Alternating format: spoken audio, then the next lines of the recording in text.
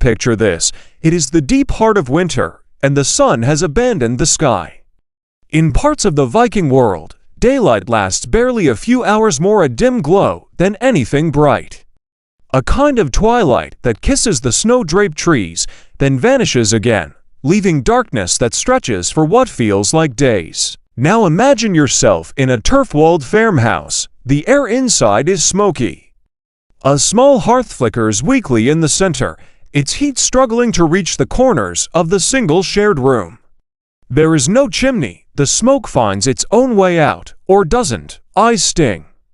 Breathing feels thick. Outside, the world is muffled. Snow gathers on thatched roofs. Frozen earth crunches underfoot, if one dares go out. But there's little reason to. The fields are long dead. The animals, if any remain, are gaunt and shivering, their breath curling like ghosts in the cold air.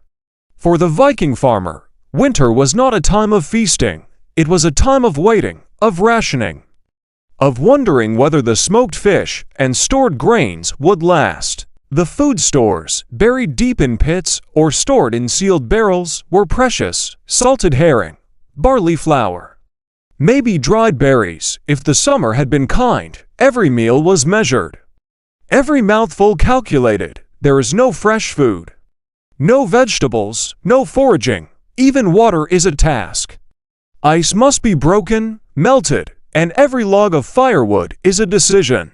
Burn too much, and you'll freeze later. Burn too little, and you freeze now. The clothing is no luxury: woolen tunics, thick but itchy, cloaks heavy with the scent of smoke and unwashed bodies. Lice and fleas are ever-present companions, burrowed deep into seams, feasting quietly. Even in sleep, the itch is constant. And sleep itself comes early and lasts long, not because it is restful, but because there is little else to do. The days are short, the nights longer still. Children huddle together under rough blankets of animal hides. The old ones wheeze in the dark, speaking rarely. Everyone waits for the return of the sun. But the winter drags, slowly, outside the farmhouse. The snow piles high against the door. Sometimes, it must be dug out just to escape. Wolves howl in the distance, not a poetic sound, but a reminder that life clings to the edge of survival. Illness is frequent, coughs echo in the night, fevers rise. There are no doctors, only herbs and prayers. The gods feel distant in winter, and yet, there is a kind of rhythm, a resignation, a patience forged by years, the spinning of wool, the carving of wooden tools, the telling of stories by firelight passed down, softened by memory. These are not the Vikings of sagas and glory. These are the ones who endured, who survived the long silence, the endless dark. And now, as the embers of the hearth glow gently and the wind outside begins to rise once more, we turn from this quiet farmhouse to another Viking story. One not bound by frost but by sea and exploration. Shall we drift toward the shoreline? The sea was never still. To the Vikings, it was both a path and a predator, unpredictable, powerful, and always whispering promises to those willing to drift into the unknown. And so it was, sometime around the year 1000, that a man named Leif Erikson set his course westward. Imagine the quiet of that morning, a shoreline still cloaked in mist, the longship sleek and wooden rocking gently at the tide's edge, its sail furled, its hull loaded with timber, livestock, and men wearing fur-lined cloaks, their breath visible in the cold. They do not cheer. There are no trumpets, just soft words, small nods. A journey into uncertainty should never begin loudly. Leif, son of Eric the Red, was no stranger to exile. His father had been cast out of Norway, then Iceland, and had finally settled in the forbidding coasts of Greenland. Leif had grown up with land that fought back with icy cliffs, snowbound valleys, and silence. Perhaps it was this upbringing that made him look further west, toward a land rumored in sailors' tales, a place of wild grapes and meadows, a place softer than Greenland. The voyage would not have been easy, weeks at sea, the wind tugging at their sail, the cold soaking into their bones. No compass, no map, just the stars and the sea's moods. Food was salted meat and hard bread. Water came from barrels if it remained fresh. Days blurred into one another. Some men grew silent. Others muttered prayers to Thor or whispered songs beneath their breath. The ocean rolled endlessly, a gray blanket beneath a pale sky, and then land. Not the rugged, ice-slashed coasts they knew, but something gentler, trees, rolling hills, rivers that ran clean and cold. Leif would call it Vinland land of wine, though it is likely he mistook wild berries or fermented sap for true grapes. Still, the name stayed. They built small shelters, explored cautiously, hunted, fished. The land seemed abundant. The air warmer. For a time, it must have felt like relief. Like a quiet promise fulfilled, but the peace was thin. The people they encountered, the indigenous inhabitants, were unlike any they had seen. At first, there was distance, then tension. Misunderstandings perhaps, or fear, and slowly, as winter approached again, the promise of Vinland faded. Supplies dwindled, tempers shortened. The forests, once inviting, now pressed in.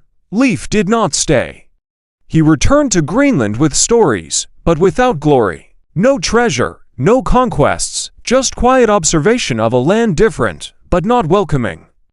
Others would try to follow, few would stay. Vinland was not a place of epic battles. There were no burning monasteries, no crowns taken. But in its silence, it reveals another truth of Viking life. That not all journeys were raids, some were retreats. Some ended not in saga, but in soft surrender. As you lie still, imagine the longship returning across the cold sea, the sails sagging, the horizon distant. A crew older, quieter, Leif Erikson would live on. He became a footnote in history's larger stories. A man who reached a continent 5 centuries before Columbus, but whose tale never quite caught flame. Now, let the sound of waves fade, the echo of oars dim, and turn your mind from sea to soil. From drifting ships to buried secrets, for beneath the ground in Norway, a ship once slept beneath a mound. And with it, secrets of women, death, and mystery. In a quiet field near the Oslofjord, long before motorways or modern fences, there lay a gentle hillock mound covered in grass, undisturbed for over 1,000 years. Beneath that mound rested a ship, not a warship, not one built for far-flung raids or for cutting through the open sea. This vessel, though magnificent, would never sail again, for it was built for something more eternal, the journey into the afterlife. This was the Oseberg ship, discovered in 1904. It lay hidden in the earth since the 9th century. When archaeologists uncovered it, they found not just a ship, but a moment in time. A burial so carefully composed, so richly adorned, that even now, over a century after its excavation, it whispers of lives we barely understand. Imagine the scene as they found it, a curved wooden hull, its prow elegantly carved with curling tendrils like growing vines or reaching claws, its form perfectly preserved in the heavy Norwegian soil. Around it, treasures, textiles, tools, carved wooden animals, beds, wagons, and kitchen utensils. And at the center of it all, 2 women. Their bones were old, brittle, but still there. One woman in her 70s, another in her 50s. We do not know their names. But their burial suggests deep reverence, even power. Perhaps they were priestesses, vulvas, women said to wield magic and speak with the gods. Or perhaps they were noble women, chieftains' wives, or rulers themselves. The grave does not say, but the care is unmistakable. Every item, every arrangement, seems chosen not only for honor, but for preparation. As if their journey beyond required the same attention as any seafaring voyage. The textiles especially stood out. Fine silks, delicate embroidery, imported dyes. These were not simple farmers. These women lived or were honored as if they had lived at the highest reaches of Viking society. And yet, there is a quiet mystery, no weapons. No grand declarations of conquest. Instead, items of domesticity, weaving tools, cooking pots, sledges. Everyday objects, elevated by context. Some scholars see power in this, that a woman's domain home, cloth, care was not lesser, but revered. That the Viking view of the sacred may have included the quiet rituals of spinning wool and preparing meals. Others see evidence of forgotten hierarchies where women, though often invisible in the sagas, held authority through roles now obscured. The Oseberg burial raises questions. Who were these women? What was their role? And why, of all things, were they laid to rest in such splendor aboard a ship meant never to sail? We will never know for certain, but the silence around them speaks almost louder than words. The ship, now resting in a museum, still holds that hush. Visitors step softly, they whisper, as if afraid to disturb the women's long sleep.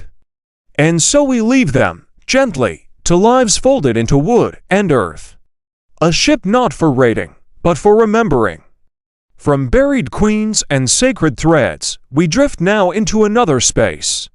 Not a tomb, but a home. Let's rise from the stillness of death to the dim, smoky warmth of the Viking longhouse where the chieftain's family waited out the winter, not with ease, but with slightly better odds. Imagine once again the long winter, but this time, you are not in a humble turf house. You are inside a Viking longhouse, longer, taller, and better built, yet still dim and thick with the scent of wood smoke and wool. The chieftain's hall is no palace, but by the standards of the time, it is a fortress of comfort. The walls are wooden, tightly fitted, reinforced with stone at the base. The thatched roof curves like a ship turned upside down. No windows. Only small openings in the roof, letting out smoke and letting in a little of the pale northern light. The hearth stretches long and low, glowing faintly in the center. It is the heart of the home, and always burning.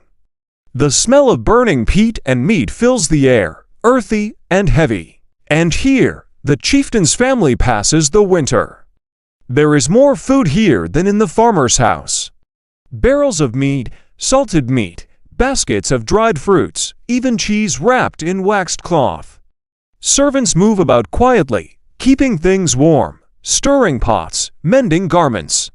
The children play softly on the wooden floor, their voices hushed. They are not free to run and shout. In this house, hierarchy is as present as the cold outside. The chieftain sits upon a raised platform, wrapped in furs. He rarely speaks without need. His presence is enough to maintain order. Nearby, his wife weaves, her fingers steady even in the gloom. Her loom is large, and her cloth valuable, a display of her skill, her status, her calm in the slow drag of winter. They host visitors, sometimes traders, lesser chiefs, distant cousins. When they arrive, the hall brightens briefly with low songs, with shared meals, with stories repeated not for excitement, but for memory. For rhythm, but privacy is a luxury unknown. Everyone sleeps in the same space, sectioned only by draped cloth or carved beams. At night, the room is alive with the sounds of snoring, whispering, the occasional creak of someone shifting beneath heavy furs. Even the chieftain and his wife are not truly alone. Their authority does not grant solitude, only slightly thicker walls around their bed. And outside, always, is the fear, not of wolves, but of revenge.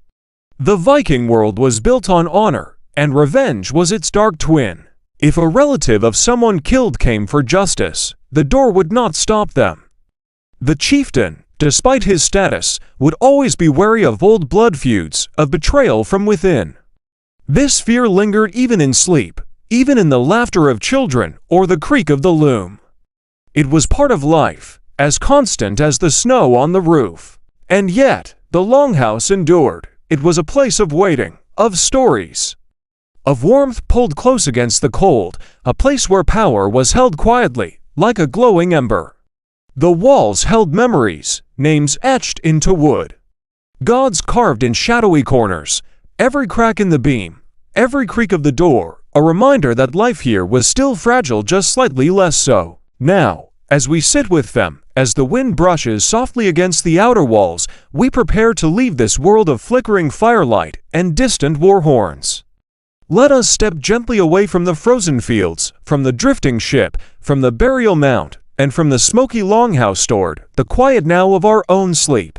The wind outside the longhouse fades now. The cold, once sharp, softens into memory. And the Viking world, harsh and patient, retreats behind the veil of time. They endured without knowing us, and now we remember them without needing to rise, or fight, or freeze. You've journeyed through quiet snowfields, across forgotten seas, into the earth beneath a grassy mound, and into a hall that never truly slept. Not for glory, not for thrill, but for the soft rhythm of lives lived out in hardship, in silence, in the small, steady acts of survival. History is loud when it wants to be, but it is also made in these quiet places around hearths, along misty coasts, in the breath held through winter. And as you rest now, in warmth and safety, far from frostbitten fingers or smoke-filled rooms, you may find comfort in that contrast. That the past so full of cold, of hunger, of waiting now serves only to remind you, you are here. You are warm, and you are allowed to rest. Let the stories drift. Let the longships sail out of sight. Let the snow fall elsewhere. Sleep now.